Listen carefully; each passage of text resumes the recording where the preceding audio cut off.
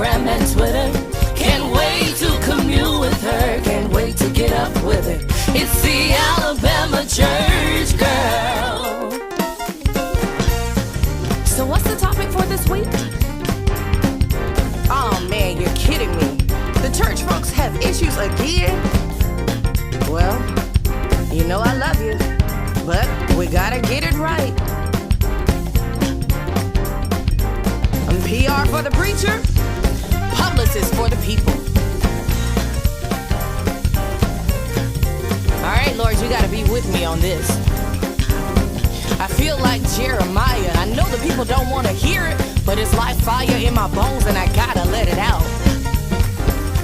Lord, when I open up my mouth, you speak for me. Let me have no fear of their faces. All right, y'all, here we go. It's the Alabama Church Girl. Beep, beep, toot, toot. Beep, beep, toot, toot. Hey, good people. It's your Alabama Church Girl here. Now, it's been a long time, but hey, first giving honor to God, who is the head of my life. To all the leaders, saints, and friends, welcome, welcome, welcome on in. Y'all, this morning, I'm on my way to work. And I noticed over the past 24 hours, there's a lot of vloggers coming out speaking on Michelle and Chad. Chad loves Michelle. Michelle Williams of the group Destiny's Child has just announced that she has broken off the engagement to her fiance, Chad. Don't know his last name, but apparently he's a popular pastor. Yeah, okay, so I've been seeing this reality show. They have this reality show out. Just started airing on the OWN network, which is cool. It was different. Of course, there was a lot of speculation from the beginning on whether or not this was a stunt, whether or not their relationship was real. Wendy Williams, after the first episode, Wendy Williams had, you know, her spiel about it on her show, and she does what Wendy Williams does. You know, nothing more, nothing less can be expected of Wendy than to kind of pick apart their relationship and, you know, give her projections. And what she said was she didn't think that the relationship would last, and they picked out the part of the show on the first episode where Chad, the fiance, addressed Michelle Williams' mental issues, her depression, in kind of a negative way. So what happened was, on the first episode, they basically are introducing the cast. I think it was the second episode, maybe, that he addressed the mental issues. But they introduced the cast on the first episode. And I saw this when I started watching the episodes. Of course, I'm just giving it to you how it came to me. Wendy really was the one, seeing it on the Wendy Williams show is really how it was brought to my attention that they actually had the show out. So, of course, I had interest in it, and I went back and looked at a couple of the episodes, and I was like, this sounds like something that I would like to review. Why? Does it have particular interest to me? Well, because she's a black female in her upper 30s and dating a white male around the same age, and that's me. I'm a black female in my upper 30s dating a white male who a lot of people speculate on whether he's white or Mexican or some other race, but he's a white male. So, you know, I'm like, okay, this might be interesting. Let me check this out. I did notice when I went to look at the first episode, I noticed a couple of faces that I recognized. I think George Young is introduced as her best friend. And honey, when I saw that episode, I was tickled to death at George, because George is a phenomenal director, producer.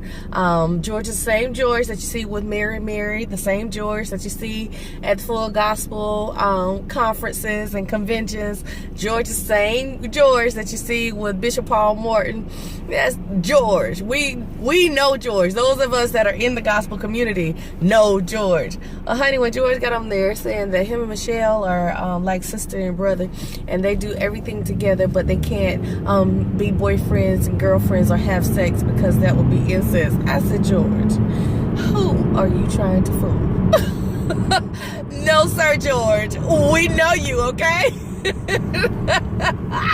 I was too tickled, but he's been fashionable now, very fashionable.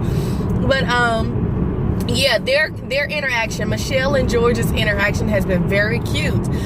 We also are introduced to the counselor. So the premise of the show is Michelle wanted to have the reality show showing a Christian couple having premarital counseling and the effects of having premarital counseling on a relationship. Will it help a marriage, or will it, show you that you don't need to be married? So, okay, we see the counselor. I think her name is Taya, something like that. Tima, I think it's Tima. Okay, Miss Tima appears to be a cool counselor. She, in my opinion, is like a baby Iyanla. A younger version of Iyanla. She's got the natural going with the heavy foundation. Not a whole lot of extra, not the lashes and all that. But she tried to make it presentable for TV. But the thing that I see with her, it seems like she does bring up some good conversations, some very strong conversations that do need to be had with a couple prior to them getting married. They talked about, I've watched almost every episode, so I'm just trying to catch it up in this conversation this morning. But they do bring up conversations about the interracial relationship, which was cool to me. I wanted to see more of that. They do bring up conversations about gender roles. That was really cool and interesting. They bring up their past, the trauma of their past, of their childhood that could affect their relationship. That was very deep and thought-provoking. And then she does bring up good conversations. The thing I don't like about Tima, I hope I'm saying her name right, is that when they begin to speak, a lot of times I've seen several episodes where she's completing their sentences for them, and I've never seen a counselor do that. Now, in my life, I have been to counseling a couple of times. While I was going through my divorce, me and my son went through counseling. I went to divorce care on my own. And then when my son was in elementary school, we went through counseling again because he was acting out and everything. I was like, well, what's wrong with this child? But anywho, so I've never seen a counselor, complete your sentences or try to help you complete your thought. They basically just let you talk. And now they'll come back with a follow-up question after you complete your thought. But, it seems to me her conversation, she's leading them in the conversation, and that makes me question. But anywho, like I said, she's doing a good job for the show. And come to think about it, side note, I've noticed in all my little ratchet reality shows that I like to watch that having a counselor on the show has become a prevailing theme. Like, okay, so now we're into getting counseling to bring drama. When the Basketball Wives and all that first came out, it was everybody wanted to fight on the show. Now everybody got to get counseling. We've been through too much. We got to get some counseling. Okay. But anywho, so back to the Wendy Williams. Wendy Williams says, we know that Michelle is a part of the dynamic trio Destiny's Child with Beyonce and Kelly Rowland, and she eventually became the third member. We all knew Beyonce and Kelly for years before Michelle came to the group. Beyonce, of course, is this major superstar now. Kelly, in her own way, is just as grand. And even after the group has dissipated, Kelly still has this persona, this personality that's larger than life. Girl, Kelly is fine to the max, honey. Kelly is her body, she keeps her body very toned and fit, and she's a very beautiful black woman, but she's also known for her style. She's a very classy and stylish lady. Both the other ladies are in relationships, long-term relationships. Both the other ladies have babies. Michelle kind of feels like it's her time. Why is she not in a long-lasting relationship? Why doesn't she have a child by now? They're about to be 40 years old and she's behind schedule. And it's like, okay, Michelle, don't rush it. I'm glad she's smart enough to seek counseling. And it appears to me from the episodes, Chad, her fiance, does love her. But it also appears to me that he's a little bit opportunistic. Yeah, so anyway, Wendy brings up how Michelle has always been in the shadow of Kelly and Beyonce. And so we know that this past year she went out to sign herself into a mental health clinic for depression. Well, in the second episode, they're having a discussion, and as Michelle would say, a heated fellowship, which argument. They're having an argument, disagreement, and Michelle tries to explain herself in a way where she says something to the effect of, you must not have understood what I meant because I'm a black female, or is it because I'm a black female you don't understand what I'm saying, or because I'm black you don't understand what I'm saying, or what happened? And he responds with, did you take your meds today? So of course, you know, that had social media ablaze. Twitter was ablaze about it. You know, people didn't like what he said, and what he said was below the belt. It was not nice. But when I watched the episode for myself, it wasn't as Wendy projected on her show. I don't think that he said that to attack her race. I don't think he said that from a racial point of view at all. I think he said that because she has said some very cutting things to him. And it was like, okay, we're playing this cutting game, I'm going to cut back. And that's very, very, very detrimental to any relationship. So, you know, from my perspective now, Wendy said what she had to say. I went and checked it out for myself, and this was my perspective. This was my perception. Michelle is very much so church girl. She is a deep embedded in the church girl. And one thing that I noticed is that she has a lot of the negative attributes of the church mother. She has taken on in her own personal life, and even as a grown woman, she has not evolved and grown from that. Church mothers can be very, very cruel and harsh with their words, and Michelle has it good. She knows how to do it. With that neck rolling and eye rolling and popping their lips when they talk. She has that good, and that's not necessarily good for a relationship. And that's one thing that she personally needs to work on. And with them going to counseling, I was thinking to myself, I think she needs to just be in counseling by herself. I think she needs to work out her own challenges and seek her own soul salvation before they do it together. And he brings up issues in counseling that he's had with his past, and his father wanted to commit suicide and the effects it had on him, and his grandfather did commit suicide and that had an effect on him. And I think he needs to seek counseling on his own before they do this marriage thing. When I initially saw the first 2 episodes, my perspective was, they're not gonna make it. She's crazy. She really is crazy. And I don't mean that as to attack her mental stability. I mean, she's crazy if she thinks she can talk to a man like that and y'all gonna be good. It's not gonna work.